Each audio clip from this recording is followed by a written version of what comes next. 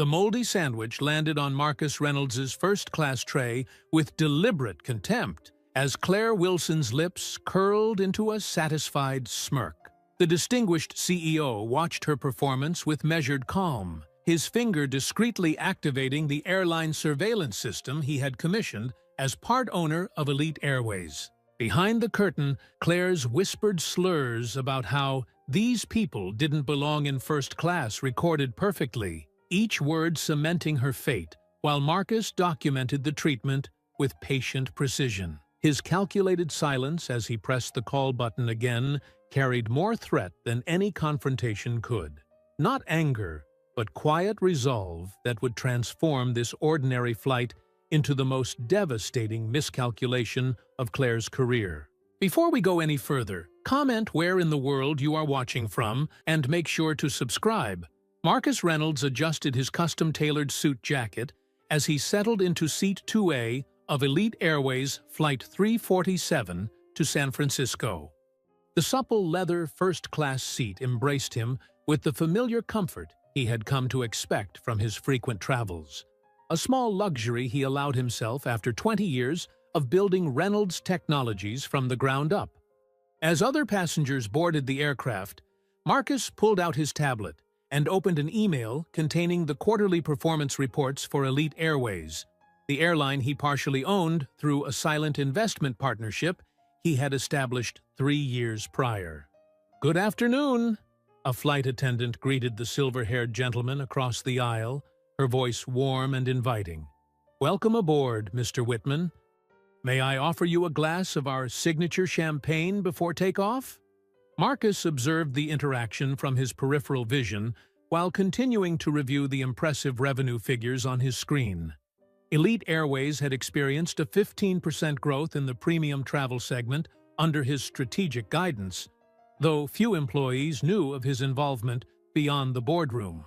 He preferred it that way, experiencing the airline as any other customer would, gathering insights that quarterly reports and customer surveys could never truly capture. The flight attendant, whose name tag read Claire, moved efficiently through the cabin, distributing hot towels and champagne flutes to the passengers in the first few rows. Marcus noticed her warm smile fade slightly as she approached his seat, her eyes flicking momentarily to his dark complexion before settling somewhere just above his shoulder. "Towel?" she asked, her tone noticeably cooler than it had been moments before with the other passengers.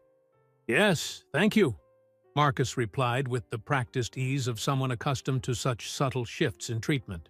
He accepted the towel with a polite nod, watching as Claire moved to the passenger seated behind him, her voice immediately brightening as she offered champagne and a warm welcome.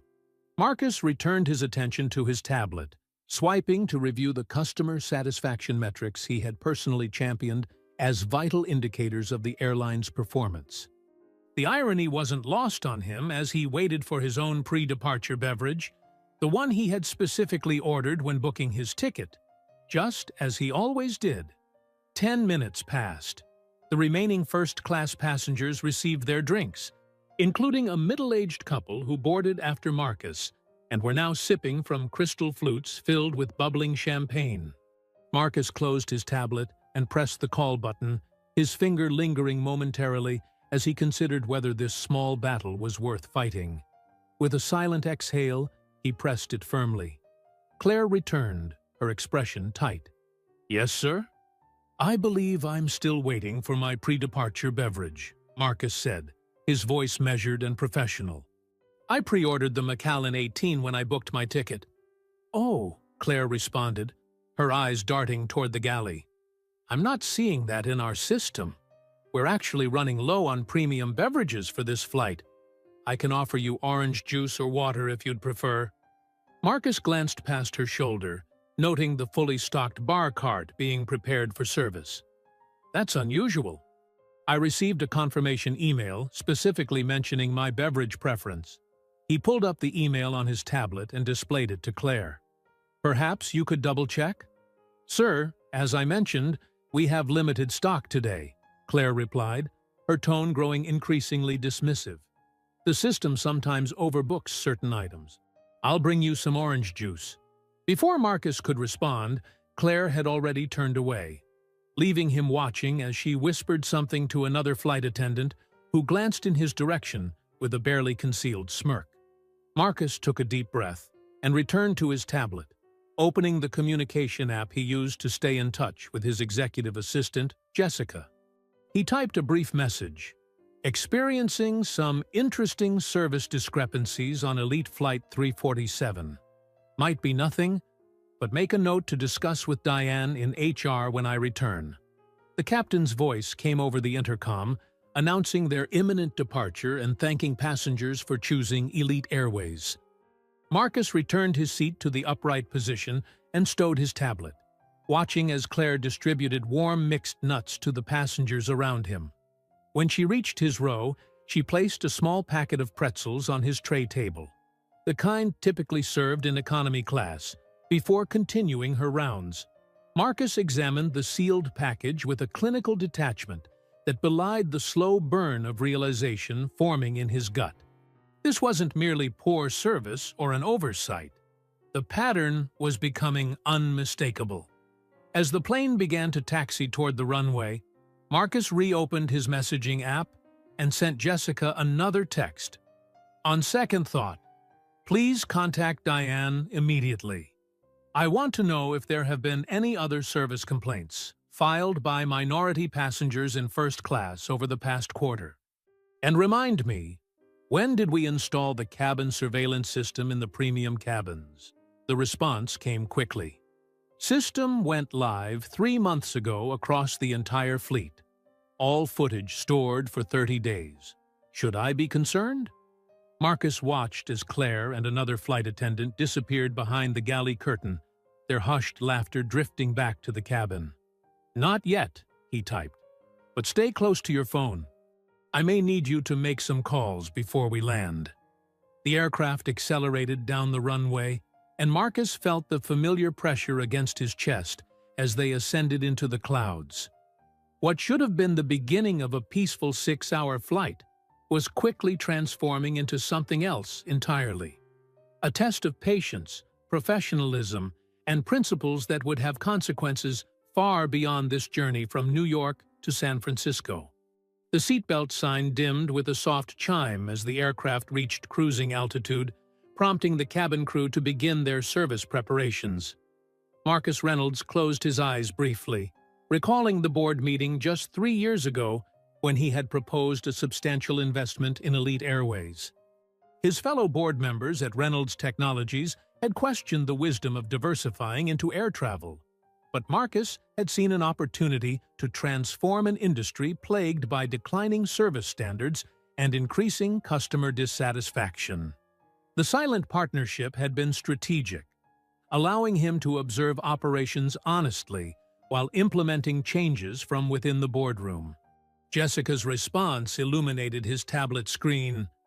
HR records show 17 formal complaints from minority passengers in first class over the past year, 5 specifically mentioning flight attendant Claire Wilson.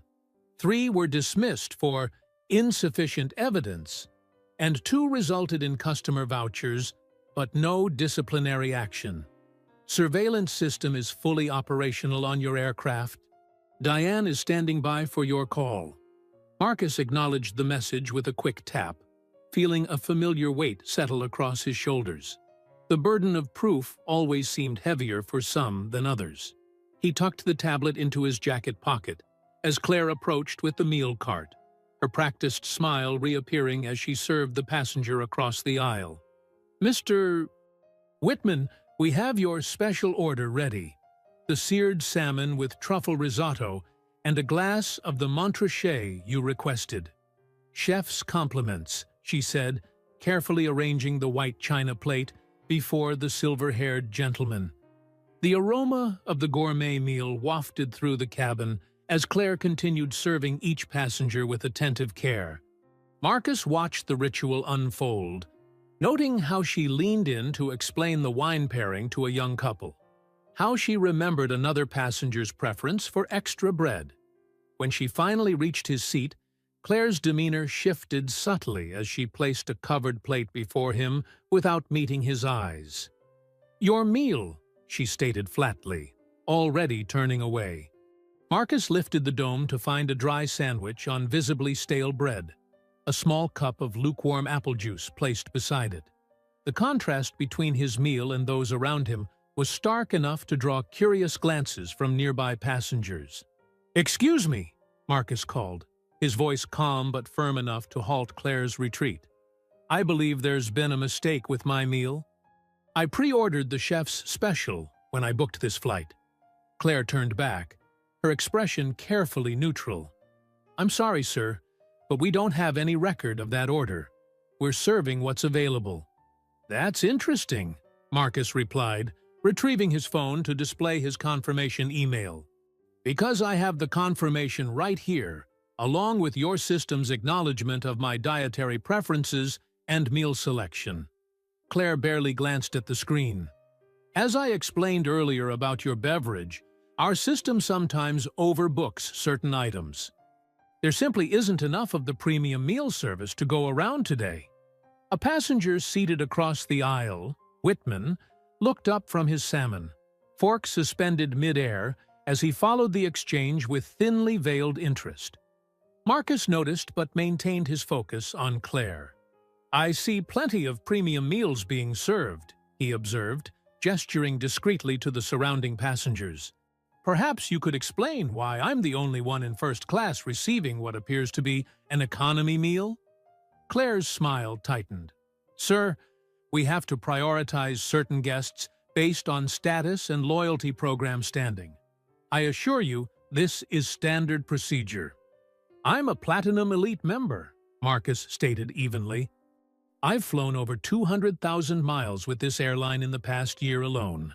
"I'll check with my supervisor," Claire replied, her tone making it clear she had no intention of doing so. She disappeared behind the galley curtain, leaving Marcus with the unappetizing meal before him. Marcus sat motionless for a moment, considering his options. 20 years of navigating corporate America as a black executive had taught him the value of choosing his battles wisely. This particular battle, he decided, was worth fighting, not just for himself, but for the 17 others who had filed complaints and likely dozens more who had simply accepted the treatment as an unavoidable reality of their existence. He pressed the call button again, waiting patiently as minutes ticked by without response. Finally, a different flight attendant approached, a younger man whose name tag read Michael. "Can I help you?" Michael asked, his tone suggesting that helping was the last thing he wanted to do. "Yes," Marcus responded, maintaining his professional demeanor. "I'd like to speak with the purser or chief flight attendant about an issue with my meal service." Michael's eyes narrowed slightly. "Claire is handling this section. What seems to be the problem?" "I pre-ordered a meal that wasn't delivered, and I've been given what appears to be an economy class option instead," Marcus explained, aware that several passengers were now openly watching the interaction. "When I inquired about it, I was told that certain passengers were being prioritized over others, despite my Platinum Elite status." "Sir, sometimes we have to make service adjustments mid-flight," Michael stated, his voice taking on a patronizing edge. "I'm sure Claire explained this to you. We simply can't accommodate every special request." Marcus nodded slowly, taking note of Michael's badge number as he spoke. "I understand service adjustments. What I don't understand is why everyone around me received the premium meal they ordered while I received this." He lifted the sandwich, which had begun to curl at the edges as it dried out. "Perhaps you could explain the criteria being used for these adjustments?" Michael's posture stiffened. "Sir, I'm going to have to ask you to lower your voice. You're disturbing other passengers." Marcus hadn't raised his voice at all, and he was keenly aware that the only disturbance was the one created by the increasingly obvious disparity in service. A quiet tension settled over the first-class cabin as passengers exchanged uncomfortable glances, some pointedly returning to their meals, while others continued to observe with unmasked curiosity. "I haven't raised my voice," Marcus stated calmly. "I'm simply asking for an explanation for the discrepancy in service." Behind Michael, Claire reappeared, whispering something to her colleague before both of them retreated to the galley. Through the partially open curtain, Marcus caught a glimpse of them huddled with a third crew member, all three occasionally glancing in his direction. Marcus reached for his phone again, opening his email to find the direct contact information for Diane Chen, the head of HR at Elite Airways. As he composed a message detailing the ongoing situation, he became aware of a presence beside his seat. Looking up, he found the silver-haired Mr. Whitman standing there, holding his half-finished plate of salmon. "Couldn't help but overhear," Whitman said, his voice lowered. "Been flying this route for 15 years, and I've never seen anything like this. It's not right." He paused, seemingly weighing his next words carefully. "Want me to say something?" Marcus appreciated the gesture, but shook his head slightly. "Thank you, but I can handle this." He returned his attention to his phone, adding another paragraph to his email as the crew members continued their whispered conversation behind the curtain, unaware of the silent documentation taking place or the storm gathering on the digital horizon. Marcus set his phone down and cautiously examined the sandwich before him. The bread's edges had an unmistakable greenish tint that grew more pronounced as he gently lifted the top slice. Dark spots of mold peppered the underside, confirming what his instincts had already told him. This wasn't merely poor service, but something deliberately malicious. He carefully replaced the bread and pushed the plate away, his appetite thoroughly extinguished by the discovery. "Everything all right with your meal, sir?" It was Michael again, his voice carrying a hint of mockery that wasn't lost on the passengers within earshot. "No, it's not," Marcus replied evenly, gesturing toward the sandwich. "There's visible mold on this bread. I'd like to speak with the captain about this situation." Michael leaned closer, examining the sandwich with exaggerated scrutiny. "I don't see anything unusual. Perhaps you're mistaken." "I assure you I'm not," Marcus stated, maintaining his composure despite the escalating provocation. "This bread is clearly spoiled, and I'd like to know why I was served it when everyone else received fresh, high-quality meals." Claire appeared beside Michael, her face flushed with what appeared to be irritation rather than embarrassment. "Is there a problem here?" "Again?" "Yes, there is," Marcus responded, directing his attention to Claire. "I've been served moldy bread while everyone around me enjoys their premium meals. I've asked repeatedly for an explanation, and so far, all I've received are excuses and dismissals." Claire's eyes narrowed, a flash of something darker than mere annoyance crossing her features. "Sir, if you don't like what we've served, you're welcome not to eat it. But I will not have you disrupting this flight with baseless accusations." "Baseless?" Marcus echoed, his voice remaining measured despite the blatant gaslighting. "The evidence is right here." He gestured toward the sandwich. "I'd like to know why I'm receiving this treatment when I've been nothing but polite in my requests. Maybe because some people don't know how to be grateful for what they're given," Claire muttered, just loud enough for Marcus and several nearby passengers to hear.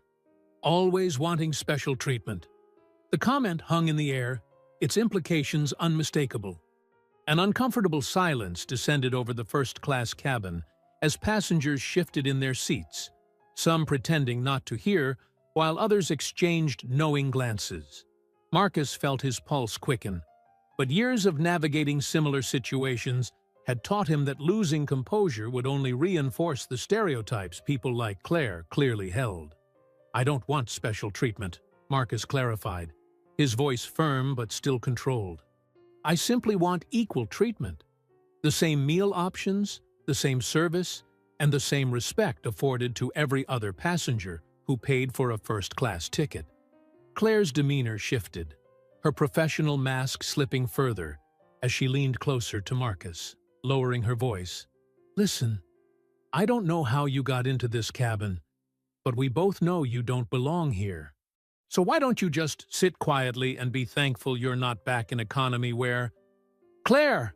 Michael interrupted, suddenly aware that several passengers had angled their phones in their direction. That's enough. Let's discuss this in the galley. As the two flight attendants retreated behind the curtain, Marcus exhaled slowly, processing what had just occurred.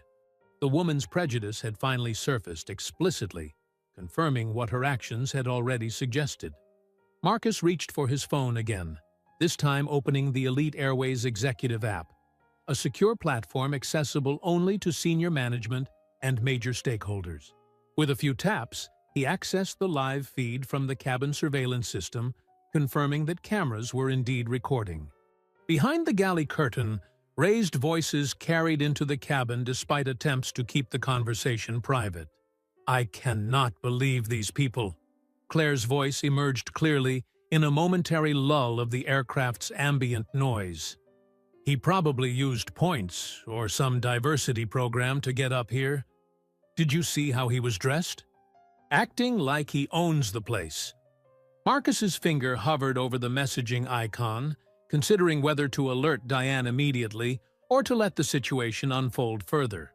The decision was made for him when the galley curtain parted, and a third crew member emerged, the purser, based on her uniform insignia. "Mr. Reynolds," she began, her tone professionally neutral, but with an underlying tension. "I understand there's been some confusion with your meal service. I want to assure you that we take all passenger concerns seriously." "Thank you," Marcus responded, noting her strategic use of his name.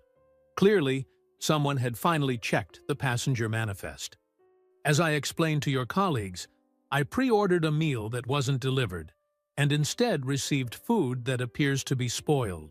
The purser nodded, her expression carefully composed. "We're investigating the situation. In the meantime, I can offer you a selection from our business class menu, if that would be acceptable." "What I find interesting," Marcus replied, ignoring the downgraded offer, "is that your colleague suggested this treatment was intentional, with rather specific implications about why I might be receiving it." The purser's professional veneer cracked slightly. "I'm sure there's been a misunderstanding. Claire is one of our most experienced flight attendants." "Experience doesn't preclude prejudice," Marcus observed quietly, aware that nearby passengers were still following the exchange. In fact, sometimes it merely provides more opportunity to act on it. The intercom crackled to life suddenly, and the captain's voice filled the cabin. "Ladies and gentlemen, this is Captain Hoffman speaking. Our flight attendants have informed me of a situation in the first-class cabin. I want to remind all passengers that crew instructions must be followed at all times for safety reasons. Any disruptive behavior will not be tolerated." The message was clear in its implications. Marcus was being framed as the problem. He glanced around the cabin, noting how several passengers were now looking at him with a mixture of curiosity and suspicion. The narrative was being rewritten in real time, transforming his reasonable request for equal treatment into a disruption that warranted the captain's intervention. The purser straightened, emboldened by the captain's tacit support. "Mr. Reynolds, I must ask you to accept the situation as it stands. We're doing our best to accommodate everyone." Marcus met her gaze steadily. "What exactly about my behavior has been disruptive? I haven't raised my voice. I haven't made demands beyond asking for the service I paid for. I haven't refused any safety instructions. Sir, your continued questioning of our procedures is creating tension in the cabin," the purser replied, her tone hardening. "I'm going to have to ask you to drop the matter." Marcus registered movement in his peripheral vision. Mr. Whitman had risen from his seat again, approaching with deliberate steps. "Excuse me," the older gentleman interjected, addressing the purser. "I've been observing this situation, and frankly, your treatment of this gentleman has been appalling. He's been nothing but polite while being served moldy food and spoken to condescendingly. The purser turned to Whitman, her expression softening immediately. "Sir, I appreciate your concern, but this is a matter for the crew to handle." "Is it?" Whitman challenged, his voice carrying clearly through the cabin. "Because from where I'm sitting, it looks like blatant discrimination. I've been flying with Elite for over 20 years, and I've never witnessed such poor service or disrespect toward a passenger." A murmur of agreement rose from several other passengers, the tide of opinion visibly shifting as people began to connect the dots between Marcus's treatment and the color of his skin. The purser's expression tightened as she realized she was losing control of the narrative. "We'll bring you something from business class right away, Mr. Reynolds," she stated abruptly, turning on her heel to retreat to the galley. "That won't be necessary," Marcus called after her, his voice calm but carrying clearly. "What's necessary is an explanation for why I'm being treated differently from everyone else in this cabin." The purser paused, visibly flustered by the direct challenge to authority. Before she could respond, the galley curtain parted again, and Captain Hoffman himself emerged, his face set in stern lines as he surveyed the first-class cabin. His gaze settled on Marcus with unmistakable hostility. "Sir," the captain began, his voice carrying the weight of ultimate authority on the aircraft, "I understand you're causing a disturbance. I need to inform you that if this behavior continues, I'll be forced to divert the flight for the safety of all passengers." The threat hung in the air as Marcus calmly reached for his tablet, opening his executive email with deliberate movements. "Captain Hoffman, I suggest you reconsider that course of action. I haven't caused any disturbance, as numerous witnesses in this cabin can attest. What I have done is question why I've been singled out for substandard service and disrespectful treatment." The captain's expression darkened. "Sir, as commander of this aircraft, my determination of what constitutes a disturbance is final. I'm giving you one last opportunity to comply with crew instructions and cease this disruptive behavior." "What specific instruction have I failed to comply with?" Marcus asked, his finger poised over the send button on an email addressed to the airline's board of directors, an email that would reach their phones long before the plane could land at any diverted airport. The captain didn't answer immediately, perhaps realizing the shakiness of his position. In the momentary silence, the purser leaned forward to whisper something in his ear. His expression shifted almost imperceptibly, a hint of uncertainty entering his eyes. "This isn't about complying with instructions," Marcus continued, seizing the moment of hesitation.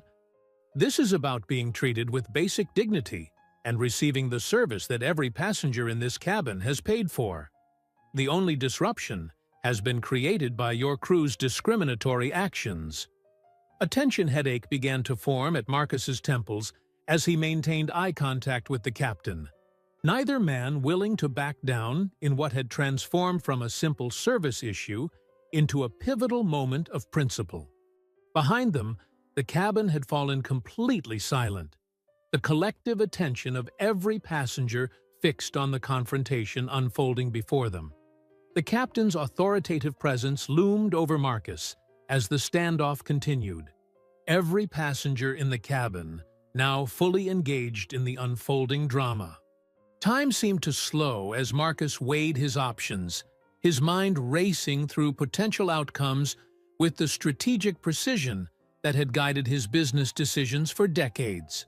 He could acquiesce, accept the substandard treatment, swallow his pride, and maintain the peace that everyone around him seemed so desperate to preserve. It was the path of least resistance, one he had taken in his younger years when building his career seemed more important than challenging the subtle indignities he faced daily. The memory of those compromises now left a bitter taste in his mouth, far more unpalatable than the moldy bread he'd been served. Or he could stand his ground, not just for himself, but for everyone who had ever been dismissed, diminished, or dehumanized based on the color of their skin. The surveillance cameras were recording. The witnesses were watching. The evidence was mounting. This wasn't merely about a meal anymore. It was about accountability in a system designed to avoid it. "Captain Hoffman," Marcus finally spoke, his voice carrying a quiet strength that commanded attention, "before you make a decision that will affect everyone on this aircraft, I think there's something you should know."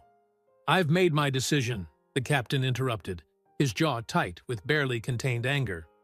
"This is my aircraft, and I will not tolerate any passenger undermining my crew's authority." Marcus nodded slowly, his finger hovering over the send button on his tablet. "That's precisely the problem, Captain. You've made a decision based on false information. You haven't once asked for my perspective on what's happening, yet you're prepared to inconvenience hundreds of passengers by diverting this flight." The captain's eyes narrowed dangerously. "Sir, this is your final warning. Comply with crew instructions immediately, or I will be forced to declare an emergency and land at the nearest available airport." "And what instruction would you like me to comply with?" Marcus asked, maintaining his composed demeanor despite the escalating tension. "So far, I've been told to accept moldy food, to be grateful for discriminatory treatment, and to remain silent when subjected to racial prejudice. Which of these instructions do you believe is reasonable or lawful?" A flicker of uncertainty crossed the captain's face, quickly masked by renewed determination. "This isn't about race. This is about maintaining order in my cabin. It became about race the moment your flight attendant decided I didn't belong in first class," Marcus countered, his gaze unwavering. "It became about race when I was served spoiled food, while everyone around me received their proper meals.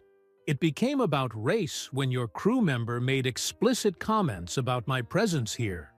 Behind the captain, Claire had emerged from the galley, her face flushed with a mixture of anger and anxiety, as she realized the situation was spiraling beyond her control.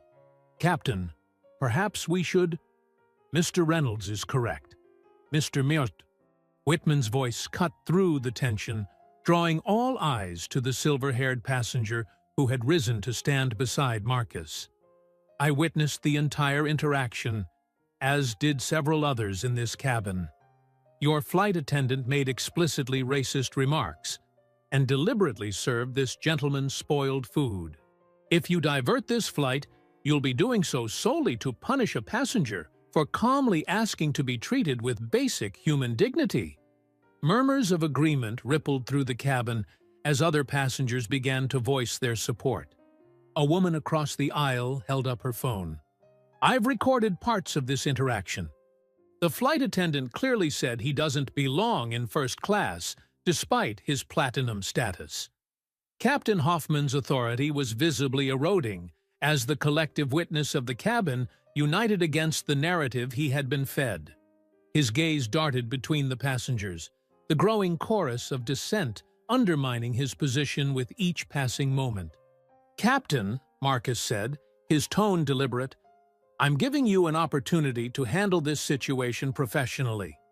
You can either address the discriminatory behavior of your crew, or you can compound the problem by diverting this flight without cause.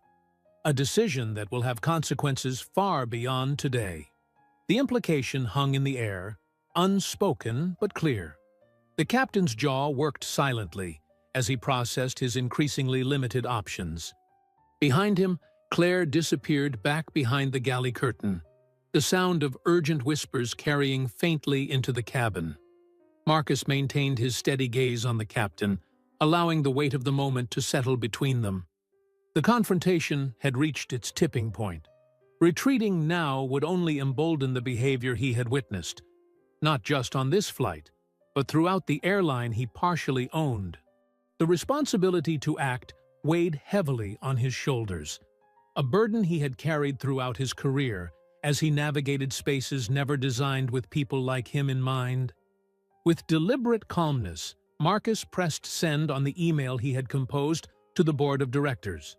an email detailing the discriminatory treatment he had experienced and requesting an immediate review of the aircraft's surveillance footage. The quiet chime of confirmation seemed to echo in the tense silence of the cabin. "I've just communicated with the airline's executive team," Marcus stated, his voice carrying clearly across the hushed cabin.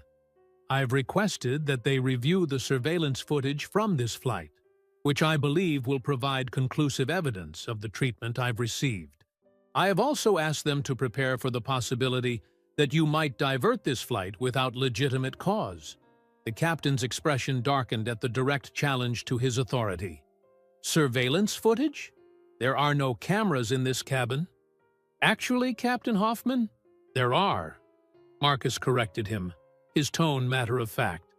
"The premium cabin surveillance system was installed 3 months ago across the entire fleet. Every interaction in this cabin for the past hour has been recorded and stored on the airline's secure servers, including the conversations that took place behind that curtain." The color drained from Captain Hoffman's face as the implication registered. Behind the galley curtain, Marcus could hear Claire's voice rising in panic, though her words were indistinct. The captain's hand moved to his communication device, but he hesitated, suddenly uncertain of his next move. "Captain," Marcus continued, seizing the moment of uncertainty, "I understand that you're in a difficult position. You've been given incomplete information by your crew, and you're trying to maintain order on your aircraft. But the facts of this situation are not in dispute. They've been witnessed by multiple passengers and recorded by the cabin surveillance system. The question now is how you choose to proceed." The intercom crackled suddenly, and a flight attendant's voice announced from the cockpit, "Ladies and gentlemen, this is your first officer speaking. We're experiencing some technical difficulties with our originally planned route. The captain will be returning to the flight deck momentarily to assess the situation. Please remain in your seats with your seatbelts fastened until further notice." The announcement was clearly a pretext, a transparent attempt to salvage the rapidly deteriorating situation. Captain Hoffman's expression had transformed from authoritative confidence to barely concealed concern as he realized the potential consequences of his actions. Without another word, he turned and strode toward the cockpit, leaving the first-class cabin in a buzz of whispered conversations and speculative glances. The purser approached Marcus cautiously, her demeanor markedly different from minutes earlier. "Mr. Reynolds, I want to apologize for the misunderstanding. We'll have a proper meal brought to you immediately from business class." "This isn't about the meal anymore," Marcus replied evenly. "This is about addressing a pattern of discriminatory behavior that appears to be tolerated within this airline." The purser's professional mask slipped, revealing genuine anxiety beneath. "Sir, I assure you that Elite Airways has strict policies against any form of discrimination. This was an isolated incident." "Was it?" Marcus interrupted, his voice level but firm. "Because according to the airline's own records, there have been 17 formal complaints from minority passengers in first class over the past year alone, 5 specifically mentioning flight attendant Claire Wilson. 3 were dismissed for insufficient evidence, and 2 resulted in customer vouchers, but no disciplinary action. That doesn't sound isolated to me. That sounds systematic." The purser's eyes widened at the specific information, details that only someone with access to the airline's internal HR records would know. She retreated a step, suddenly uncertain of exactly who she was dealing with. Behind the galley curtain, Marcus could hear Claire's voice rising in distress. How would he know about cameras? Nobody told us there were cameras. What else does he know? The intercom crackled to life once more, Captain Hoffman's voice now strained with forced professionalism. "Ladies and gentlemen, this is your captain speaking. After consulting with air traffic control, we've determined that a slight deviation from our flight path is necessary. We'll be landing at Denver International Airport in approximately 50 minutes to address a technical concern." We apologize for any inconvenience and expect to resume our journey to San Francisco after a brief stop. Flight attendants, prepare the cabin for landing. Marcus exhaled slowly, recognizing the decision for what it was, an attempt to remove him from the aircraft without explicitly calling him the problem. The captain was choosing escalation over accountability, punishment over resolution. As the announcement concluded, Marcus opened his messaging app once more, typing a brief but decisive message to Jessica. Denver landing confirmed. Full intervention needed. Contact Diane immediately. I want her team waiting at the gate. Full surveillance review. Captain Hoffman is diverting to remove me from the flight. The response was instantaneous. Already on it. Diane deploying to Denver now. Board has been notified. Stand by for further updates. Around him, passengers began to murmur in frustration at the unexpected delay. A businessman checked his watch with visible annoyance, while a young couple whispered anxiously about connecting flights.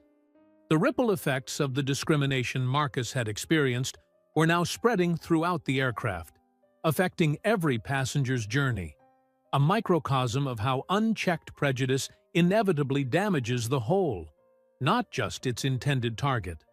As the aircraft began its descent toward Denver, Marcus sat back in his seat, his expression calm despite the storm raging around and within him. The confrontation had escalated beyond anything he had anticipated when he first questioned the substandard meal. But perhaps this was always where such moments were destined to lead, to crossroads where one either acquiesced to injustice or stood firmly against it, regardless of the consequences. Here's Block 4, tension builds, for First-Class Justice. First-Class Justice, Block 4. Tension builds. The atmosphere in the cabin grew increasingly tense as the aircraft began its descent toward Denver. Passengers throughout first class whispered among themselves, casting glances at Marcus, while the flight attendants avoided eye contact altogether, moving through their landing preparations with mechanical efficiency. Marcus remained composed, reviewing the chain of events that had led to this unexpected diversion, each moment crystallizing in his memory as evidence for what would undoubtedly become a watershed moment for elite airways. His tablet chimed softly with an incoming message from Jessica. Diane has confirmed surveillance system is active and recording. Legal team downloading footage now. HR representatives and airport officials will be waiting at Gate B-17 in Denver. CEO has been notified and is monitoring the situation personally. Marcus acknowledged the update with a slight nod, as if to himself. The machinery of corporate accountability was now in motion, systems he had helped put in place during his 3 years of silent partnership with the airline. He had always believed that true change required both ideal principles and practical mechanisms to enforce them. Today, those mechanisms would be tested. Captain Hoffman's voice crackled over the intercom again, the strain in his tone barely masked by professional detachment. Cabin crew, prepare for landing. We'll be on the ground in approximately 15 minutes. Through the partially open galley curtain, Marcus could see Claire and Michael huddled in urgent conversation, their faces tight with concern. Claire's gestures grew increasingly agitated as Michael checked his phone, his expression darkening with each passing moment. Marcus couldn't hear their words over the aircraft's descent noise, but their body language conveyed mounting anxiety. A soft chime from his tablet drew Marcus's attention to another message from Jessica. Surveillance audio recovered from galley. Sending transcript now. The attached file opened automatically, revealing a conversation that had taken place behind the curtain shortly after his interaction with the captain. Claire, I can't believe this is happening.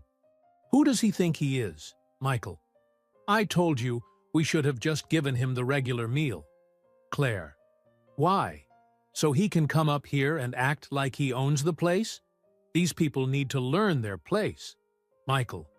Lower your voice. You know we're not supposed to... Claire. What? Say what we're all thinking? First, they take over coach. Now they're pushing into first class. Next thing you know, they'll be flying the planes. Captain Hoffman. What's the situation here? Claire. Captain, that passenger in 2A is being disruptive. He's making the other passengers uncomfortable. Captain Hoffman. How exactly? Claire. He's complaining about the food, making accusations. Several passengers have expressed concern. Michael. He's been pretty confrontational. Captain Hoffman. Has he threatened anyone? Violated any safety protocols? Claire. Not exactly, but his attitude is disruptive. He's one of those people who's always looking for special treatment, always playing the race card. Captain Hoffman. I see. Well, we can't have disruptions in the cabin. I'll have a word with him. Claire. Maybe we should just divert, get him off the plane. Put him on the no-fly list so he doesn't cause problems for other crews. Captain Hoffman. Let me handle this. If he doesn't cooperate, that's exactly what we'll do. Marcus closed the transcript, a mixture of vindication and weariness washing over him. The naked prejudice in the conversation confirmed what he had already known, but seeing it documented so explicitly still struck him with the force of an unexpected blow. This wasn't just poor service or a misunderstanding. It was deliberate discrimination coordinated among multiple crew members, including the captain himself. Across the aisle, Mr. Whitman leaned slightly toward Marcus. I couldn't help noticing you seem remarkably calm for someone being diverted to Denver, he observed quietly. Almost as if you expected this. Marcus met the older man's gaze with a measured smile. Let's just say I've learned to prepare for various contingencies in my line of work. Whitman nodded thoughtfully. Investment banking? Technology and strategic consulting, Marcus replied. Reynolds Technologies. Recognition dawned in Whitman's eyes. You're Marcus Reynolds, he said, realization tempering his voice. Your company implemented the digital transformation for half the Fortune 500. Among other projects, Marcus acknowledged modestly. Whitman's expression shifted to something between amusement and admiration. Something tells me Captain Hoffman has made a significant tactical error today. Before Marcus could respond, the aircraft touched down on the Denver runway with a firm jolt, the thrust reversers roaring as they decelerated rapidly. The usual post-landing announcements followed, but with a notable deviation from standard protocol. Rather than thanking passengers for choosing Elite Airways, Captain Hoffman tersely instructed them to remain seated until further notice, citing security procedures that needed to be followed. Marcus's phone vibrated with an incoming call, a direct line he reserved for his most senior executives and critical situations. Jessica's voice came through clearly as he answered. Marcus, are you all right? I'm fine, he assured her, speaking quietly but without concern for being overheard. What's the situation on the ground? Diane and the team are at the gate. Airport security has been briefed that this is an internal airline matter, not a security threat. They've agreed to stand down and let our people handle it. The surveillance footage has been reviewed by legal. It's conclusive. And the board? Fully informed. The chairman called an emergency session for tomorrow morning, but he's already authorized you to take whatever actions you deem necessary in the interim. His exact words were, clean house if you have to. Marcus nodded to himself, the weight of responsibility settling across his shoulders. What had begun as a personal affront had escalated into a moment that would define the culture of an entire organization, one that carried his silent investment and, by extension, his tacit endorsement of its practices. The implications extended far beyond this flight, this crew, or even this airline. It represented a crossroads in how corporations addressed the persistent reality of discrimination in spaces presumed to be beyond its reach. The aircraft came to a complete stop at the gate, but the usual bustle of deplaning did not begin. Instead, the cabin remained eerily quiet as passengers awaited further instructions, the tension palpable in the recycled air. Captain Hoffman emerged from the cockpit, his uniform crisp, but his expression taut as he made his way down the aisle toward Marcus. "Mr. Reynolds," the captain began, his tone carefully neutral, "I need to ask you to deplane first. There are representatives waiting to speak with you at the gate."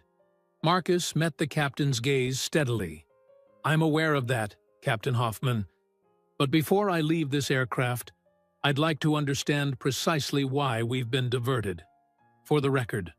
The captain's jaw tightened almost imperceptibly. "As I announced, we're addressing a technical concern." "And what technical concern would that be?" Marcus pressed, his voice calm but unyielding.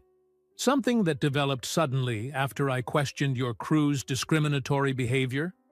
Captain Hoffman glanced around at the attentive passengers, clearly uncomfortable with the public challenge to his authority. "Sir, this is not the appropriate forum for this discussion.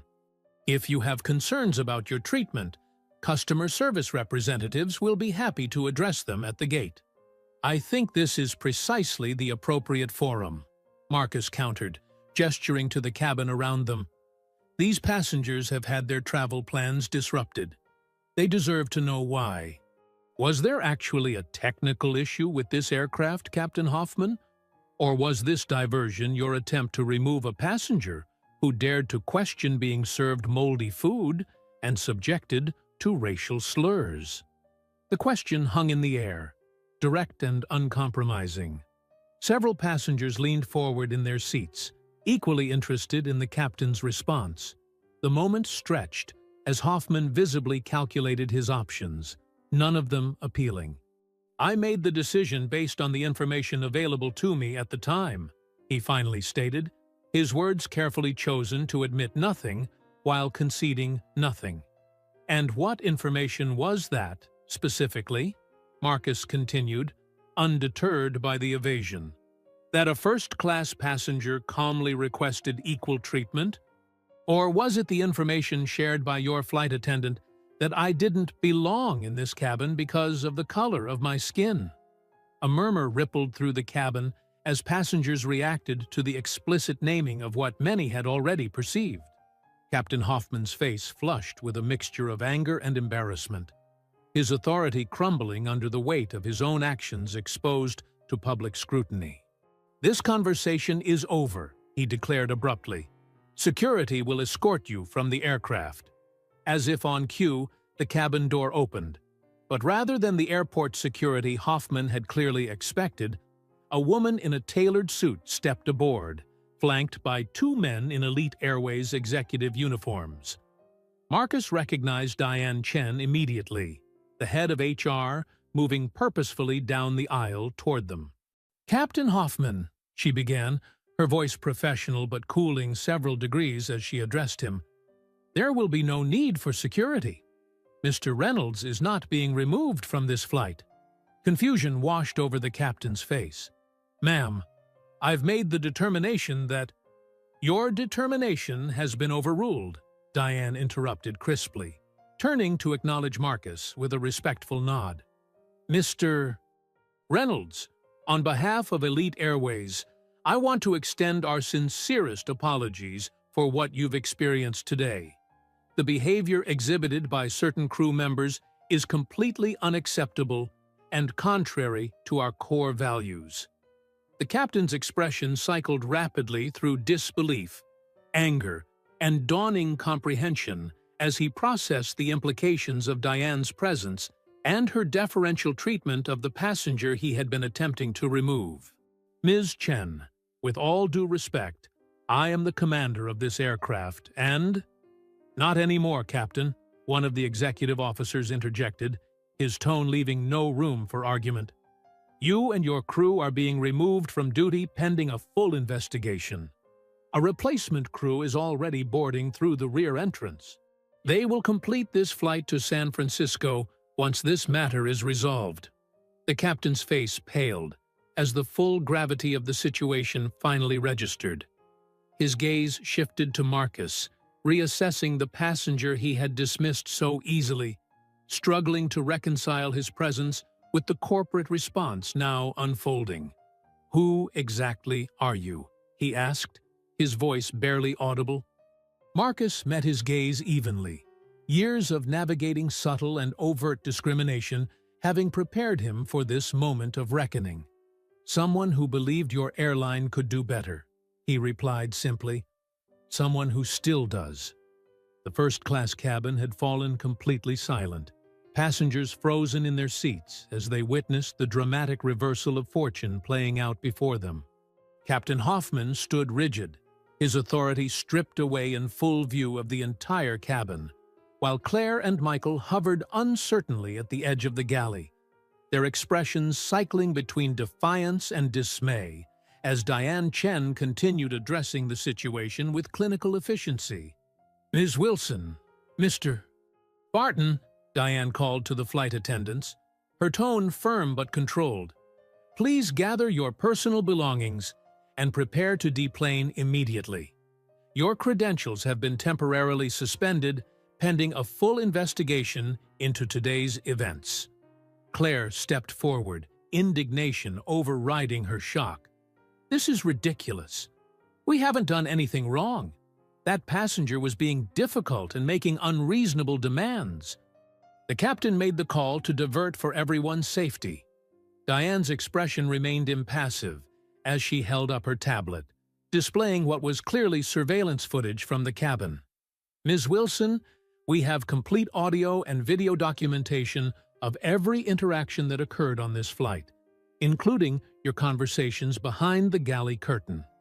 I suggest you comply with this directive without further incident, which would only compound your current situation." The color drained from Claire's face as comprehension dawned. Her gaze darted to Marcus, then to the ceiling panels where the discreet cameras were hidden, their presence suddenly unmistakable now that she knew to look for them. "You can't. This is an invasion of privacy. We weren't informed about surveillance." Page 17 of your employment contract and page 4 of the Flight Attendant Handbook both clearly state that all premium cabins are subject to monitoring for quality control and security purposes, Diane replied without hesitation. "This policy was implemented 3 months ago, and all crew members were notified through multiple channels, including the mandatory training sessions you signed off on completing." Marcus observed the exchange with outward calm that belied the complex emotions churning beneath the surface. There was no satisfaction in watching these individuals face consequences, only a weary recognition that accountability was a necessary part of progress. The surveillance system he had advocated for had been designed primarily to enhance security and improve service quality. Its role in documenting discrimination had been a contingency he had hoped would never be necessary. Captain Hoffman turned to Marcus, his professional demeanor cracking under the strain of public humiliation. "You planned this, didn't you? Came onto my aircraft looking for trouble, baiting my crew into making a mistake." "Captain Hoffman," Marcus replied evenly, "I boarded this flight with the same expectation as every other passenger, to receive the service I paid for and to be treated with basic dignity. The only thing I planned was a business trip to San Francisco. Everything that followed was the result of choices made by you and your crew." The captain's jaw worked silently, searching for a retort that wouldn't further incriminate him. Finding none, he turned abruptly and strode toward the exit, his rigid posture a last attempt at preserving what little dignity remained. Claire and Michael followed reluctantly, casting venomous glances at Marcus as they passed. As the disgraced crew members disappeared through the jetway, a collective exhale seemed to pass through the cabin. The tension that had built over the past hour began to dissipate, replaced by a buzz of whispered conversations as passengers processed what they had witnessed. Several reached for their phones, undoubtedly composing social media posts that would spread the story far beyond this aircraft. Diane approached Marcus, lowering her voice to maintain some semblance of privacy in the crowded cabin. "Mr. Reynolds, I can't begin to express how deeply sorry we are for what happened today. This is a complete failure on multiple levels, and I assure you it will be addressed thoroughly." Marcus nodded, appreciating her professionalism while recognizing that this moment called for more than standard corporate damage control. "Thank you, Diane. I know this isn't representative of the company's values, at least not the values we aspire to, but clearly there are systemic issues that need to be addressed." "Absolutely," she agreed, her expression grave. "The replacement crew will be aboard momentarily, and they'll complete the flight to San Francisco. In the meantime, is there anything we can do to make this right for you?" Marcus considered the question, looking around at the passengers who were still watching the exchange with rapt attention. Some appeared sympathetic, others uncomfortable, and a few seemed openly resentful of the delay. In that moment, Marcus made a decision that transcended his personal experience, one that acknowledged the collective impact of discrimination, even when directed at an individual. "Yes, there is," he replied, his voice quiet but resolute. "But I'd like to address all the passengers once the new crew is settled. This disruption has affected everyone on this flight, and they deserve an explanation." Diane nodded, understanding the implications of his request. "Of course. The replacement captain and crew should be here within 10 minutes. I'll arrange for you to use the intercom system."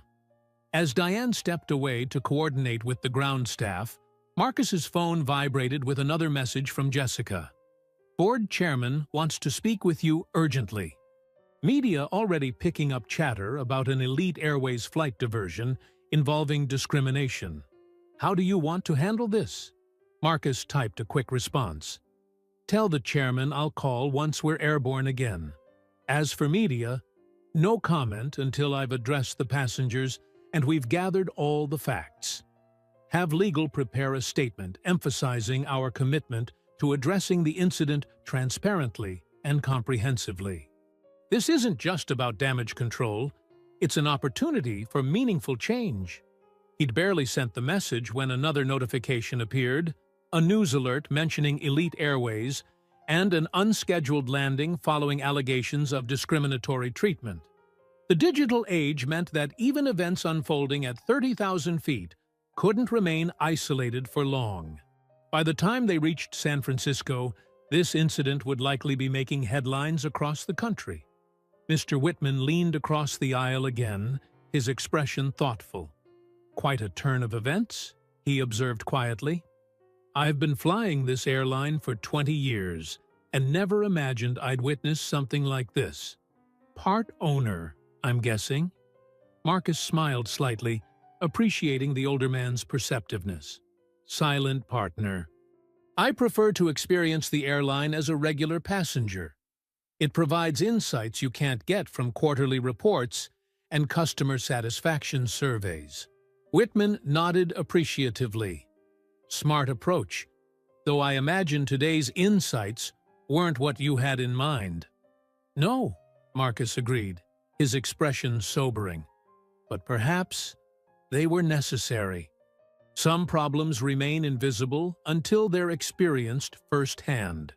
Their conversation was interrupted as the cabin door reopened and the replacement crew boarded the aircraft. The new captain, a woman in her mid-50s with silver-streaked hair and an air of seasoned professionalism, moved directly to the intercom system. Her voice filled the cabin moments later, clear and authoritative without the defensive edge that had characterized Captain Hoffman's communications. "Ladies and gentlemen, this is Captain Sarah Lindstrom. I understand today's flight has experienced some unexpected challenges. My crew and I will be taking over from this point forward, and we expect to have you on your way to San Francisco within 20 minutes. We appreciate your patience and understanding during this transition." The announcement was met with scattered applause from passengers relieved that their journey would soon resume. Captain Lindstrom made her way through the first-class cabin, stopping briefly at Marcus's seat to introduce herself properly. "Mr. Reynolds," she said, her handshake firm and direct, "I want to personally assure you that my crew and I are committed to providing excellent service to all our passengers without exception. I understand you'll be addressing the cabin before we depart?" Marcus nodded, appreciating her straightforward approach. "Yes, with your permission. I believe the passengers deserve to understand why their travel plans were disrupted today." "I agree completely," she responded. "Just let me know when you're ready." As Captain Lindstrom continued to the cockpit, Diane returned to Marcus's side with a clipboard containing several documents. "These are the preliminary incident reports based on the surveillance footage and witness statements we've already gathered," she explained. "We'll conduct more thorough interviews once we reach San Francisco, but I wanted you to see the initial documentation." Marcus reviewed the reports carefully, noting the clinical precision with which they detailed the discriminatory comments and actions. The evidence was overwhelming and unambiguous, stripped of the emotional context that had made the experience so dehumanizing. On paper, reduced to timestamps and transcribed dialogue, the incident seemed almost mundane, a routine case of prejudice documented with corporate efficiency. But Marcus knew better. He had felt the weight of those dismissive glances, experienced the humiliation of being served spoiled food, while others dined on gourmet meals, endured the accusations of disruption when he had merely asked to be treated with basic dignity. These were the realities that reports could never fully capture, the lived experiences that policies alone could never address. As the replacement crew completed their preparations and passengers settled back into their seats, Marcus stood and made his way to the front of the cabin where Diane waited with the intercom handset. The moment had arrived to transform an individual injustice into a catalyst for collective change, to address not just what had happened on this flight, but what happened every day in boardrooms, restaurants, shops, and public spaces across the country. He accepted the handset from Diane, taking a deep breath as he prepared to address the passengers whose journeys had become unexpectedly intertwined with his own. The cabin fell silent in anticipation, all eyes focused on the man whose quiet dignity in the face of discrimination had brought them to this unprecedented moment. Here's Block 6, the landing and revelation, for First-Class Justice. First-Class Justice, Block 6, the landing and revelation. "Ladies and gentlemen," Marcus began, his voice carrying clearly through the cabin intercom, "my name is Marcus Reynolds. I want to take a moment to address what happened today and why your journey was interrupted." The cabin remained absolutely silent as passengers from both cabins listened attentively, united by curiosity about the drama that had unfolded and resulted in an unscheduled landing. Some of you witnessed the interactions in first class that led to this diversion. What began as a simple request for the meal I had pre-ordered escalated into something much more serious when I was deliberately served spoiled food and subjected to discriminatory treatment based on my race. Marcus paused, noting the mixture of reactions across the cabin, nods of confirmation from those who had witnessed the events firsthand, expressions of shock from those in economy who were hearing the details for the first time. When I questioned this treatment, the crew responded by characterizing me as disruptive and aggressive, ultimately convincing Captain Hoffman to divert the aircraft to Denver, not because of any legitimate safety concern, but in an attempt to remove me from the flight. Murmurs of disbelief rippled through the cabin as passengers processed this revelation. Marcus continued, his tone remaining measured and dignified. "What the crew didn't know is that I am not just a passenger, but also a part owner of Elite Airways. 3 years ago, I made a substantial investment in this airline with the belief that we could build a company that truly values every customer, regardless of their appearance or background. As part of that commitment, I implemented a cabin surveillance system in all premium cabins to monitor service quality and ensure the highest standards for all passengers. The revelation landed with palpable impact, passengers exchanging glances of surprise and understanding as the pieces fell into place. In economy, several passengers had risen from their seats to better hear his words, while flight attendants stood motionless in the aisles, absorbing the implications of his statement. That surveillance system captured everything that happened today, from the initial discriminatory service to the explicit comments made behind the galley curtain to the captain's decision to declare an emergency landing based on false information. The footage has already been reviewed by our HR and legal departments, resulting in the immediate removal of the crew responsible. Marcus shifted his focus, his expression softening as he addressed the collective impact of the incident. I understand that all of you have been inconvenienced by this diversion. Your time is valuable, and this delay has disrupted your plans and schedules. For that, I am truly sorry. He took a breath, knowing that what he said next would transform the mood of the entire aircraft. To acknowledge this inconvenience and demonstrate our commitment to addressing this incident properly, Elite Airways will be providing a full refund of today's ticket price to every passenger on this flight, along with $10,000 in compensation and 5 years of complimentary Elite status upgrades. A stunned silence fell over the cabin, quickly giving way to exclamations of surprise and scattered applause that grew into a sustained ovation. In economy, passengers who had been frustratedly checking connecting flight schedules moments before now stared forward in disbelief, the substantial compensation far exceeding anything they might have expected from a flight delay. This compensation isn't just about today's inconvenience, Marcus continued as the applause subsided. It's a recognition that discrimination affects everyone, even those who aren't its direct targets. When we allow injustice to pass unchallenged in our presence, we become part of the environment that enables it. He handed the intercom back to Diane, who stepped forward to provide the practical details of how the compensation would be processed. As she spoke, Marcus returned to his seat, suddenly aware of the emotional toll the confrontation had taken. The adrenaline that had sustained him through the heated exchanges was beginning to ebb, leaving behind a familiar weariness, the cost of standing ground that should never have needed defending in the first place. Passengers from both cabins began approaching his seat, forming a line that stretched down the aisle.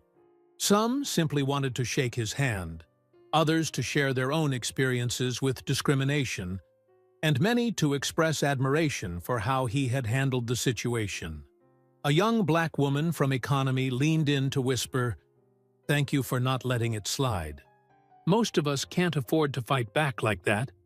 Her words struck Marcus deeply, highlighting the privilege that had allowed him to challenge his treatment where others might have been forced to endure in silence.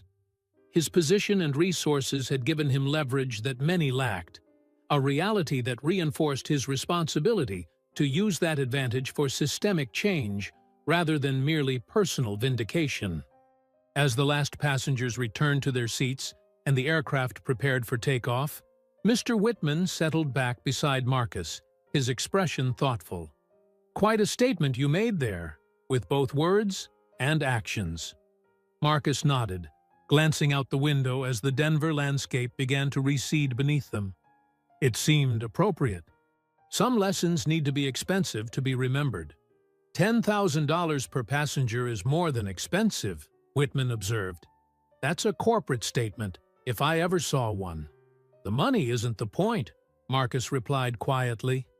What matters is that everyone on this aircraft now has a stake in this story. Not just as witnesses, but as participants. They'll remember this flight not because of the discrimination they saw, but because of the accountability that followed.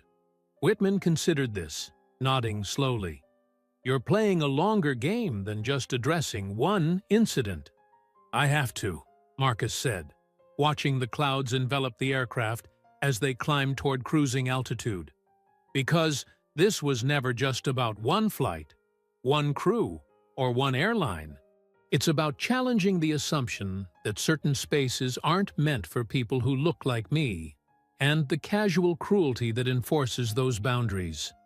As the aircraft leveled off and the cabin service resumed, now delivered with impeccable professionalism by the replacement crew, Marcus opened his tablet to begin drafting the presentation he would deliver to the board the following morning. The surveillance footage provided irrefutable evidence of individual misconduct, but his task now was to illuminate the broader patterns that had enabled such behavior to flourish unchecked. His phone vibrated with an incoming call from the board chairman, Robert Chen. Marcus answered, prepared for the difficult conversation ahead. "Marcus," Chen began without preamble, "I've just reviewed the preliminary reports and footage. It's disturbing, to say the least." "That's putting it mildly," Marcus replied, keeping his voice low despite the ambient noise of the cabin. "The financial impact of your compensation offer will be substantial. The board will have questions." Marcus had anticipated this concern.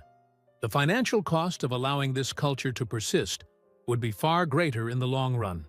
Lost customers, lawsuits, reputation damage. Consider this an investment in the company's future, not an expense. There was a brief silence on the line as Chen processed this perspective.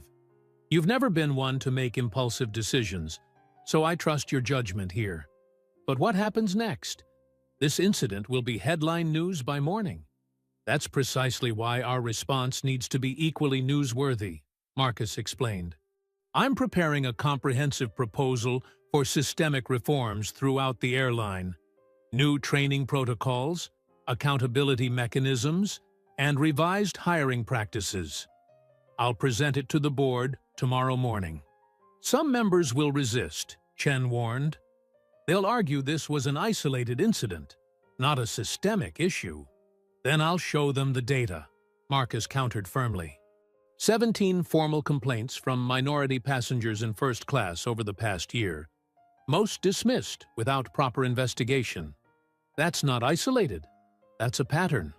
Chen sighed, the sound of someone recognizing the magnitude of the challenge ahead. "You have my support, Marcus. This isn't just the right thing to do morally, it's the right business decision. I'll see you at the emergency board meeting tomorrow." As Marcus ended the call, he noticed several passengers around him openly checking their banking apps, exclamations of surprise confirming that the promised compensation was already being processed. Diane had worked quickly, ensuring that the corporate response matched the urgency of the situation. It was a promising start, but merely the first step in a much longer journey. The remainder of the flight proceeded without incident, the replacement crew demonstrating the standard of service that Marcus had always envisioned for elite airways: professional, attentive, and, most importantly, consistent for every passenger regardless of appearance. As they began their descent into San Francisco, Marcus finalized his notes for the board presentation, knowing that tomorrow would be a defining moment not just for his role in the company, but for the company's future itself. Here's a tighter version of Block 7, with more dialogue for First Class Justice. First Class Justice, Block 7. The aftermath begins. The Elite Airways response team awaited Marcus as he deplaned in San Francisco, the gravity of the situation evident in their expressions. James Peterson, the chief operating officer, stepped forward immediately. "Marcus, I've reviewed the footage. It's inexcusable," James said, extending his hand. "Yes, it is," Marcus replied firmly. "And now we need to ensure it never happens again." The chairman's called an emergency board meeting for tomorrow at 8. This story's already breaking across every platform. Inside the executive terminal, analysts had assembled a command center displaying data from customer feedback systems. A young data scientist pointed to a screen showing customer satisfaction metrics. "We've identified a clear statistical disparity in satisfaction scores between white passengers and passengers of color in premium cabins," she explained, highlighting several graphs. particularly on routes staffed by certain crew rotations. And how many of these discrepancies triggered investigations? Marcus asked. Diane stepped forward. Very few. Our systems classified complaints as isolated incidents unless multiple reports targeted the same employee within a narrow time frame. Or perhaps, Marcus said pointedly, it was designed precisely not to identify those patterns. James winced. The surveillance system you implemented has revealed discrepancies we simply couldn't see before. Couldn't or wouldn't? Marcus challenged. Systems reflect priorities, James, and our priority now needs to be accountability, not damage control.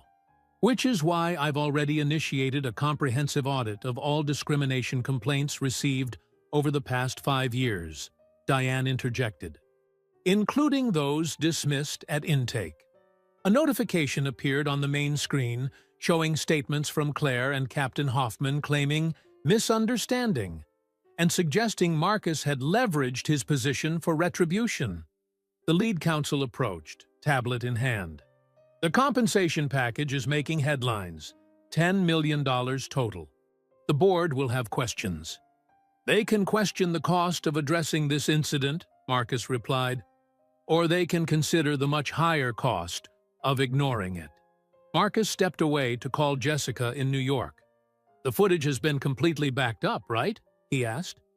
Triple secured, Jessica confirmed. Copies with our servers, the legal team, and your private cloud. It can't disappear. Good, because tomorrow is when the real work begins. Today was about addressing an incident. Tomorrow is about changing a system. Robert Chen's message appeared on Marcus's phone. Media requests pouring in. They want statements, interviews. How do you want to handle? No interviews yet, Marcus replied, after consideration. Issue a statement acknowledging the incident, confirming immediate action was taken, and announcing comprehensive reforms to be presented tomorrow. Keep the focus on systemic change, not personal drama. A middle-aged black executive approached Marcus, lowering her voice. I've been with this airline 20 years. What happened to you has happened to countless others who couldn't fight back. Thank you for using your position to force this conversation. This isn't just my fight, Marcus responded, meeting her gaze. And the changes we make can't just be about protecting executives in first class. She nodded. The board won't make this easy. Some will try to minimize it, contain the damage, rather than address the cause. Then we'll need to make the evidence impossible to ignore, Marcus said. Tomorrow isn't just about one flight or one crew. It's about acknowledging a reality that's been hidden in plain sight for far too long.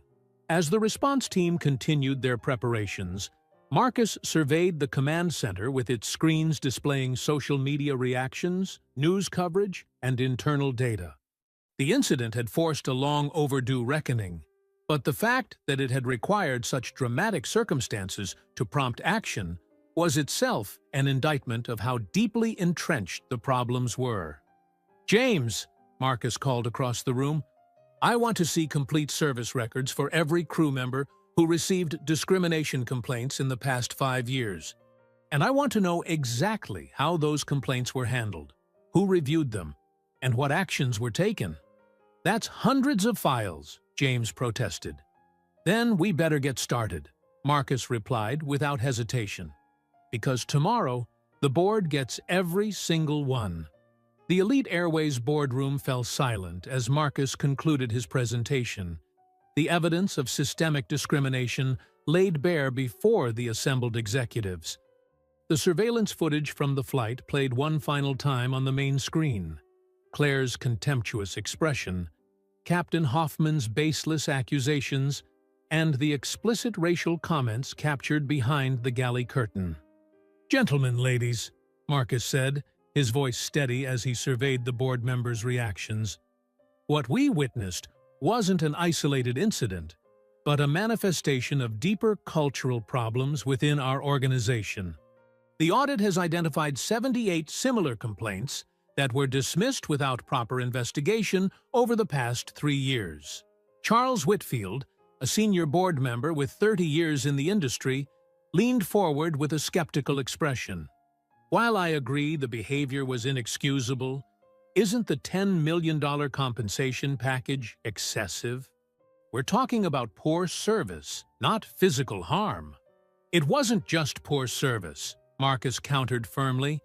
It was deliberate discrimination that culminated in an unnecessary flight diversion affecting every passenger. The compensation acknowledges both the inconvenience and our commitment to meaningful change. And this comprehensive reform package you're proposing? Victoria Hayes, another board member, gestured toward the thick binders distributed before the meeting. The implementation costs alone would run into millions. Consider the alternative, Marcus replied. Class action lawsuits, government investigations, sustained reputational damage. Our passengers have smartphones, Victoria. The next incident won't just reach our boardroom. It will go viral globally within hours. Robert Chen nodded in agreement. Marcus is right. We have a choice between leading this change proactively or being forced into it reactively under far less favorable circumstances. The debate continued for nearly 3 hours, with some board members resistant to acknowledging the systemic nature of the problem, while others pushed for even more aggressive reforms. Throughout, Marcus remained resolute, returning consistently to the evidence rather than allowing the discussion to drift into hypotheticals or defensive posturing. This isn't about assigning blame, he emphasized as the conversation approached its conclusion. It's about building accountability into our systems so that every passenger receives the service and respect they deserve, regardless of how they look or where they come from. In the end, the vote wasn't unanimous, but it was decisive. 11-3 in favor of adopting the comprehensive reform package. The dissenters registered their concerns about costs and implementation challenges while ultimately acknowledging that the status quo had become untenable. We'll issue a public statement this afternoon, Robert announced as the meeting adjourned. Full transparency about what happened, the actions we've taken in response, and our commitment to systemic reform moving forward. As the boardroom emptied, Diane approached Marcus with the first implementation timeline already drafted on her tablet. We can begin the enhanced training program next week. The surveillance system expansion will take longer, about 3 months for the full fleet. Good, Marcus nodded. And the review committee for discrimination complaints? I've already identified potential members, diverse in terms of both demographics and positions within the company. We'll need your final approval, of course. Marcus smiled slightly, appreciating her initiative. Share the list with me tonight. I want people who understand what's at stake here, not just for the company, but for every passenger who trusts us with their journey. The Elite Airways first-class cabin gleamed in the morning sunlight as Marcus settled into seat 2A, the same position he had occupied during that fateful flight 6 months earlier. The transformation wasn't just in the recently updated interior, but in the subtle yet significant shifts in service culture that had taken root throughout the airline. Sarah Johnson, now the permanent head flight attendant for the premium New York to San Francisco route, approached with a warm smile that held no trace of the artificial deference that often characterized first-class service. "Good morning, Mr. Reynolds. Your pre-ordered Macallan 18 and special meal have been noted. Can I get you anything else before takeoff?" "Just the usual hot towel, thank you," Marcus replied, returning her smile as he observed her interactions with other passengers. The consistent professionalism and genuine warmth she extended to each person, regardless of appearance or background. As Sarah moved through the cabin, she placed an envelope on Marcus's tray table. "From the crew," she explained before continuing her preparations. Inside, Marcus found a handwritten note signed by every member of the flight staff. "Mr. Reynolds, your courage 6 months ago transformed not just our airline, but our industry. What began as a painful confrontation has become a model for change that airlines across the country are now following. We're proud to serve on an aircraft where every passenger truly receives first-class treatment. Thank you for setting the standard. The crew of Flight 347. Marcus tucked the note into his jacket pocket, his mind briefly turning to the aftermath that had followed for the original flight crew. Claire Wilson, Michael Barton, and Captain Hoffman had not gone quietly.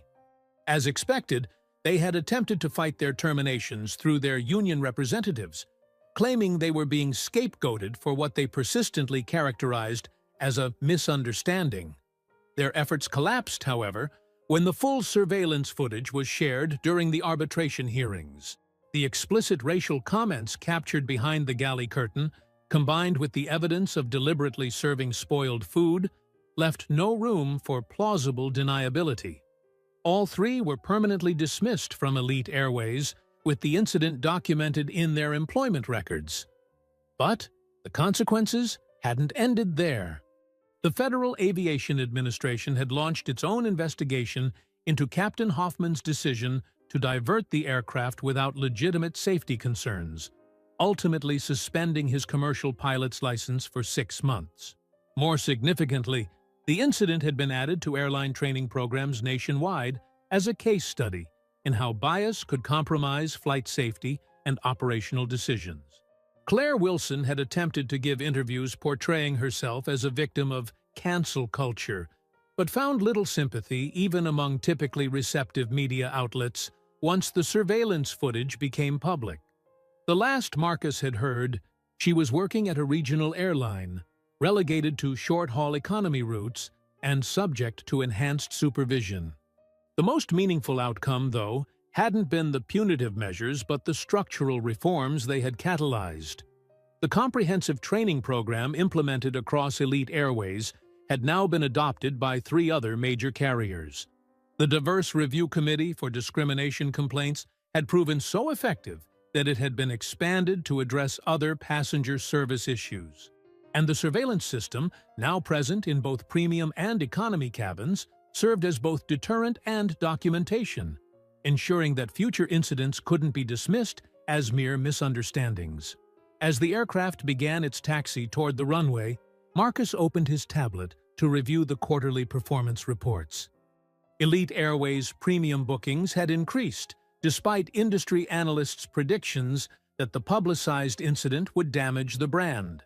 The transparency with which the company had addressed the discrimination and committed to reform had resonated with travelers tired of corporate apologies without meaningful change. Captain Lisa Hernandez's voice came over the intercom, welcoming passengers aboard Flight 347 to San Francisco. 6 months ago, Marcus had boarded an aircraft where he was seen as an intruder in a space not meant for people who looked like him. Today, he flew on an airline transformed, not perfect, but actively striving to create an environment where dignity and respect were extended to every passenger regardless of appearance. The note from the crew rustled in his pocket as the aircraft accelerated down the runway. The incident had never been about a meal or a flight diversion, or even one crew's prejudice. It had been about the simple yet profound principle that spaces designed for all must truly welcome all, and the recognition that meaningful change required not just addressing individual incidents, but transforming the systems that allowed them to occur. As the plane lifted into the clouds, Marcus closed his eyes briefly, allowing himself to feel something that had eluded him on too many previous journeys. The simple pleasure of being treated not as an exception or an intruder, but simply as a passenger, welcomed aboard without qualification or condition.